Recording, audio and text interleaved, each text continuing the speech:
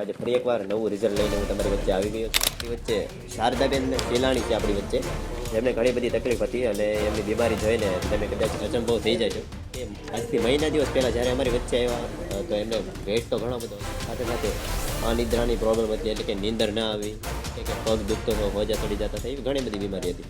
પણ હું વધારે વાત નહીં કરું, આપણી વચ્ચે પોતે શારદાબેન હાજર છે, તો આપણે એમને જ પૂછીએ. શારદાબેન, આજથી મહિના દિવસ પહેલાં તમે જ્યારે અમારી વચ્ચે આવ્યા ત્યારે તમને કઈ કઈ તકલીફ હતી?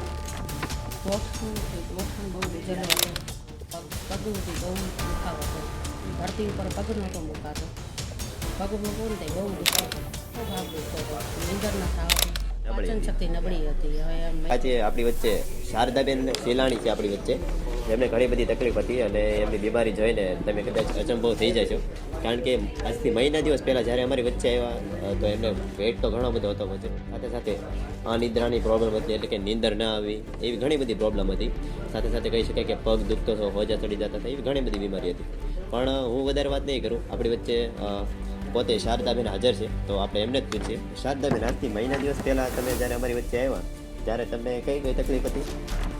ગોઠણ બહુ જલવા હતો, ગોઠણમાં પગથી બહુ દુખાવો હતો, ધરતી ઉપર પગ નહોતો મુકાતો, પગ મૂકવો ને બહુ દુખતો હતો.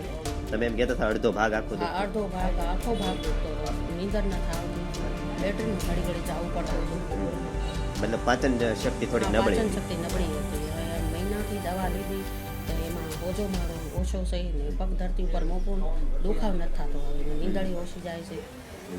મતલબ બેનનું કહેવાનું એમ છે કે મહિના દિવસ પહેલાં જે તકલીફ હતી ને અત્યારે નથી.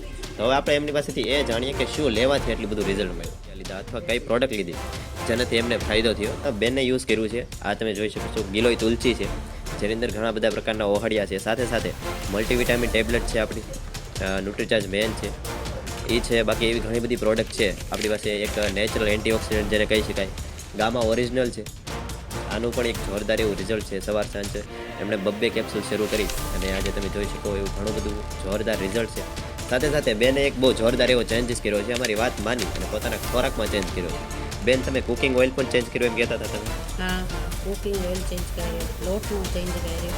મતલબ ખાણીપીણીમાં પણ બદલાવ જરૂરી છે જો તમારે પરફેક્ટ રિઝલ્ટ જોતું હોય તો. કુકિંગ ઓઇલમાં જે રાઈસ બ્રાઇન તેલ છે જેનો આપણે ઉપયોગ કરીએ. શું માગીશ કે આજથી જે મહિના દિવસ પહેલાં તમે બીજું કયું કુકિંગ ઓઇલ યુઝ કરતા? નહીં, કપાસિયા. મતલબ કપાસિયા તેલ હતું. અને હું તમને કહી શકું સાથી મિત્રો, જે નબળાઈ છે, પાચન શક્તિ છે, કપાસિયાનું તેલ છે, એની જ આ બધી દેન છે. જે નબળાઈ છે, અણશક્તિ છે, કહી શકાય પાચન શક્તિ છે, એની ઘણી બધી બીમારી છે જે કપાસિયાનું દેન છે.